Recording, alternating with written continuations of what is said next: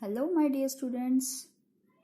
EVS 1 का जो 7th lesson है, let us solve our own problems, इसका हमने एक पार्ट देखा था और यहाँ तक शायद हमने देखा था उसमें।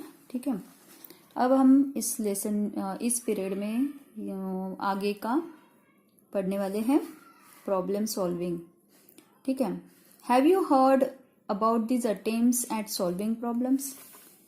क्या आपने इसके बारे में कुछ सुना है, प्रॉब्लम सॉल्विंग के बारे में, कि क्या होता है, कैसे प्रॉब्लम सॉल्व किए जाते हैं?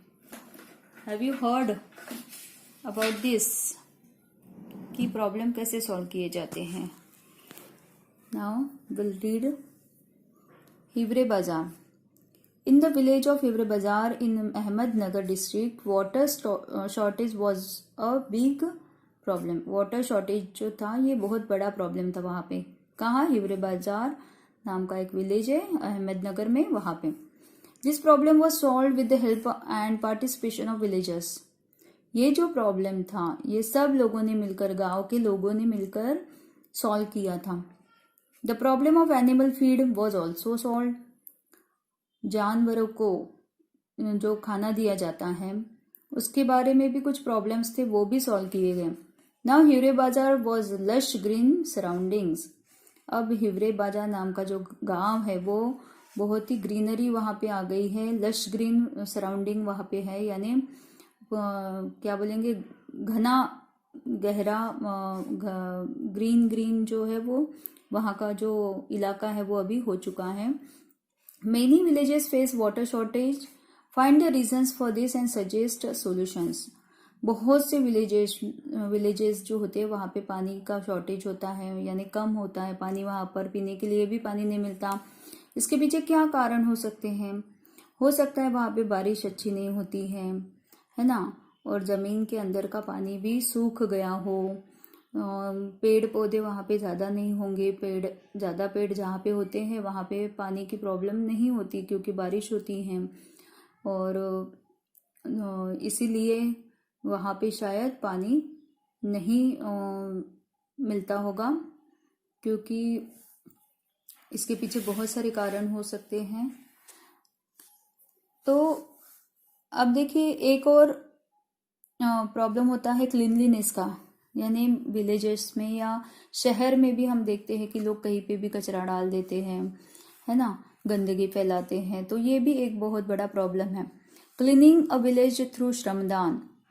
तो अब देखिए, गांव को श्रमदान से भी क्लीन किया जा सकता है। श्रमदान यानी अपने मन से लोग काम करने के लिए वहाँ पे आते हैं। क्लीनलीनेस का जो काम है वो काम करने के लिए लोग खुद होके आगे आते हैं और हेल्प करते हैं क्लीनिंग के लिए।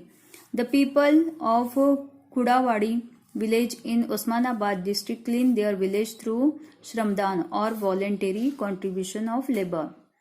ये जो खुड़ावाड़ी नाम का गांव है उस्मानाबाद में, तो वहाँ के लोगों ने क्या किया, खुद होके वहाँ पे अपना कंट्रीब्यूशन यानी श्रमदान दिया। श्रमदान यानी खुद होके कोई काम करना, श्रम का दान करना, यानी हम जो काम करते हैं वो बिना कुछ लिए, बिना किसी मुनाफे के काम करना, और बिना स्वार्थ के बोलेंगे हम, अपना श्रमदान किया जाता है।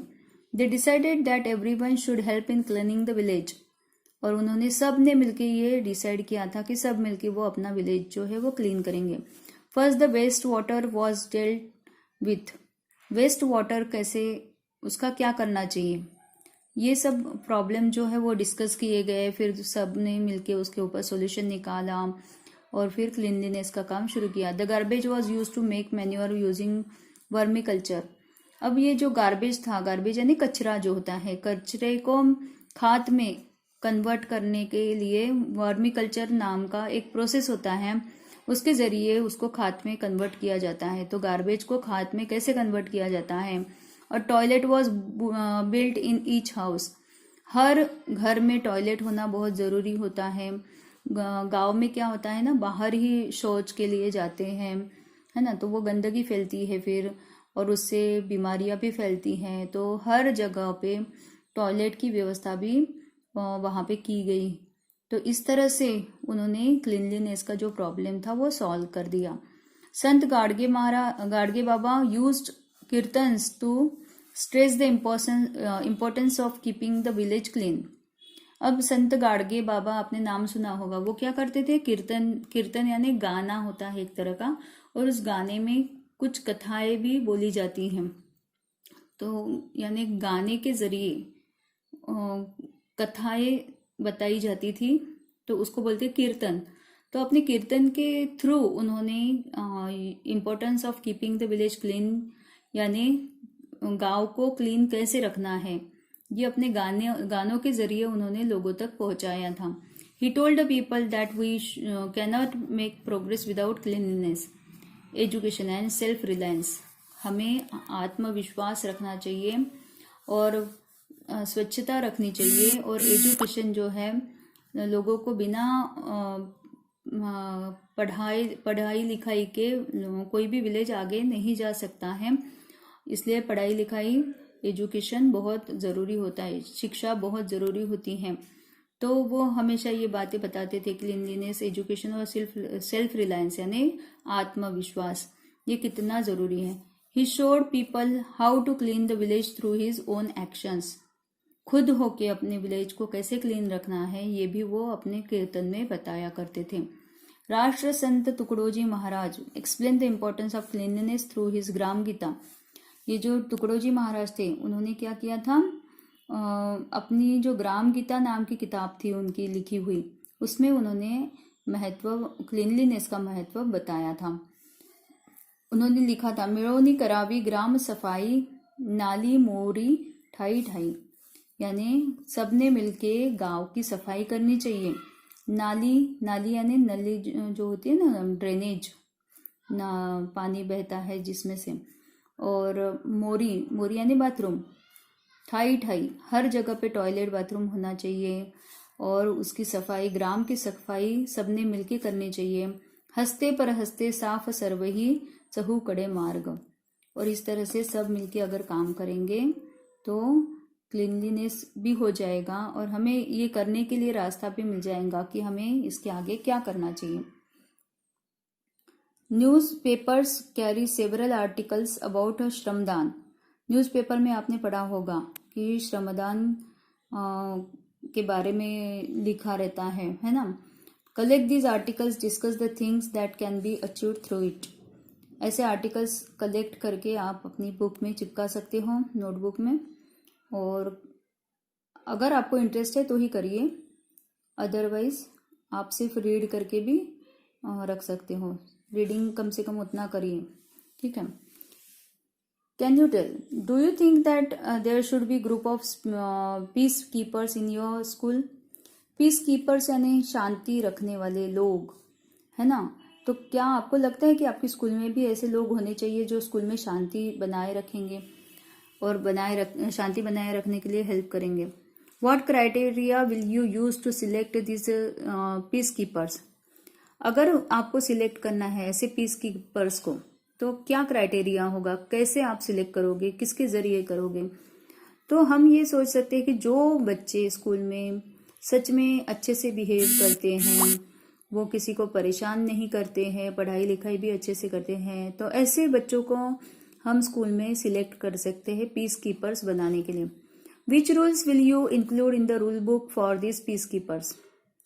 अब इसके लिए कुछ रूल्स भी बनाए जा सकते हैं, है ना, कि पीस कीपर्स ने क्या क्या करना चाहिए और किस तरह से उन्होंने मतलब स्कूल में शांति बनाए रखने में मदद करनी चाहिए, तो उसके रूल्स भी बना सकते हैं। What methods should peacekeepers use to solve your disputes? अगर किसी में झगड़ा होता है, डिस्प्यूट यानी झगड़ा, वाद विवाद होता है, झगड़ा होता है, तो उन्होंने वो कैसे सॉल्व करना चाहिए, कौन सी मेथड यूज करनी चाहिए, किस तरह से वो सॉल्व कर सकते हैं। How did you understand that disputes can be solve peacefully? आपको कैसे समझ में आएगा कि कोई बात को आप पीसफुली मतलब उसको सॉल्व कर सकते हो या नहीं, ये कैसे आपको समझ में आएगा? तो वो जो मैटर है दोनों के बीच में, अगर वो छोटा सा मैटर है तो आप शांति से उसको बैठ के सॉल्व कर सकते हो। अगर वो बड़ा मैटर है, बड़ी कोई बात है, तो उसको आप थोड़ा सा टीचर की हेल्प लेकर भी सॉल्व कर सकते हो, या थोड़ा सा उसके ऊपर सोच विचार करके 10 लोगों की राय लेकर आप उसको सॉल्व कर सकते हो। ठीक है। For a society to be peaceful the basic needs of all of its sections need to be met. अगर आपको सोसाइटी में शांति बनाए रखनी है तो उसकी कुछ बेसिक नीड्स होती हैं, तो उसको हमें पूरा करना है। पहले each person must get the necessary security. हर व्यक्ति को सिक्योरिटी मिलनी चाहिए। The exploitation is society must stop. जो लोग कुछ एक्सप्लॉयटेशन करते हैं यानी अपनी मनमानी करते हैं, तो वो भी हमें रोकना चाहिए। Inequality must decrease. सब लोगों को एक समान दर्जा मिलना चाहिए, इक्वेलिटी होनी चाहिए। Everyone must have the right to participate in public life. सबको हर जगह पे पार्टिसिपेट करने का अधिकार भी होना चाहिए पब्लिक लाइफ में, यानी कोई भी कार्यक्रम होता है, कोई कंपटीशन होती है, तो उसमें सबको हक है पार्टिसिपेट करने का। By learning the importance of peace and by using peaceful methods, we can create a peaceful environment in our family, school and community. तो हम पीस का इम्पोर्टेंस यानी शांति का इम्पोर्टेंस सबको बताना है और उसके लिए मेथड्स यूज करनी है। पीसफुल मेथड्स होनी चाहिए, उसमें कोई झगड़े वाली बात नहीं होनी चाहिए। हमें शांति बनानी है, हमें शांति भंग नहीं करनी है, तो उसके लिए हमें शांति से ही काम करना होगा, तब जाके लोगों को शांति का मतलब समझ में आएगा। ठीक है। तो ये करने के लिए हमें शांति का ही उपयोग करना होगा। तो यहाँ तक हो गया हमारा ये सेकंड वीडियो इस लेसन का। ठीक है। थर्ड वीडियो में इसके आगे का मैं आपको पढ़ाने वाली हूँ। तो आज के लिए ये जो सेकंड वीडियो है ये आपको देखना है और इसको रीड भी करना है बाद में फिर से। और फर्स्ट सेक्शन और ये सेकंड सेक्शन दोनों आपको एक साथ रीड करना है ताकि आपको कंटिन्यूटी में वो समझ में आ जाए। ठीक है। Thank you so much. Have a nice day.